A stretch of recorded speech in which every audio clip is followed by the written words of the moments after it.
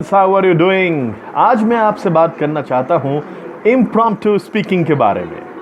कई दफ़ा हमें अपनी ज़िंदगी में ऐसे अवसर से दो चार होना पड़ता है जब लोग हमसे अपेक्षा करते हैं कि हम on the spot of the moment कुछ उम्दा कह सकें, और कई बार हम बिल्कुल इसके लिए तैयार भी नहीं होते।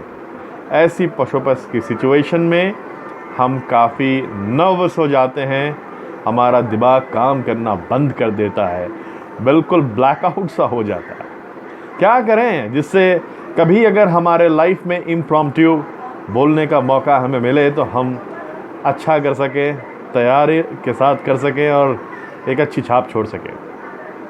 दुनिया में सिर्फ 1% लोगों के पास ये कला है, और आश्चर्य की बात यह है कि दुनिया के बचे हुए 99% लोग इस कला को बिल्कुल मास्टर कर सकते हैं। बस तैयारी की आवश्यकता है, इस बारे में चिंतन की आवश्यकता है।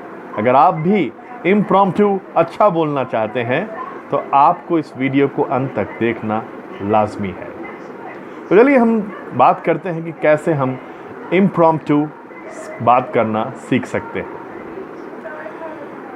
दोस्तों, मैं हमेशा इमेजिन करता हूँ कि अगर ऐसी सिचुएशन हुई और मुझे कुछ कहना पड़ा तो फिर मैं कैसे बोलूँगा। मैं बार बार उसके बारे में दूसरों के सामने बात करने से पहले मन में ही सोचता रहता हूँ, खुद से प्रैक्टिस करता रहता हूँ।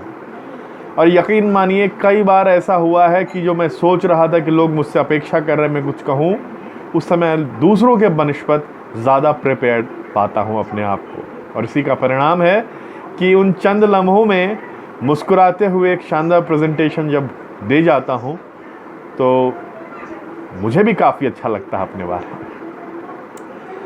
इसलिए आपको बिफोर हैंड इस तरह के टॉक्स की प्रैक्टिस अपने घर में, अपने सुकून की जगह में अवश्य करनी चाहिए। आप अगर ऐसा करेंगे, यकीन मानिए आप दूसरों से काफ़ी बेहतर सिचुएशन में होंगे। दूसरी बात, आपको इस सिचुएशन को मानकर प्रैक्टिस तो करना ही है, साथ में आपको इमोशनली इसके लिए प्रिपेयर्ड रहना है। ठीक है, इमोशनली प्रिपेयर्ड होने से मतलब ये है कि आप जब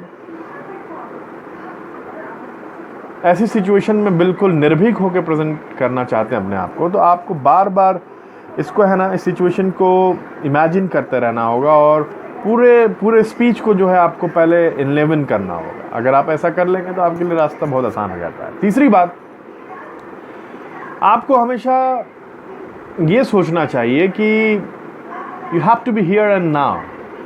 आपके समक्ष कुछ ऑडियंस है, आपके समक्ष एक ओकेजन है जिसके ऊपर में आप बात कर रहे हैं, और आपके समक्ष में कुछ ऐसे स्पीकर्स हैं जिन्होंने कुछ बातें की हैं आपसे पहले।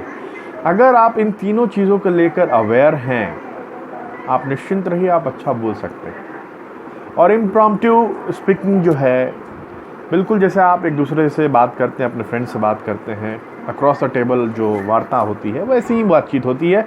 बस सहज होने में हमें काफ़ी समय लग सकता है अगर हम पूर्व से अभ्यास नहीं कर रहे हैं।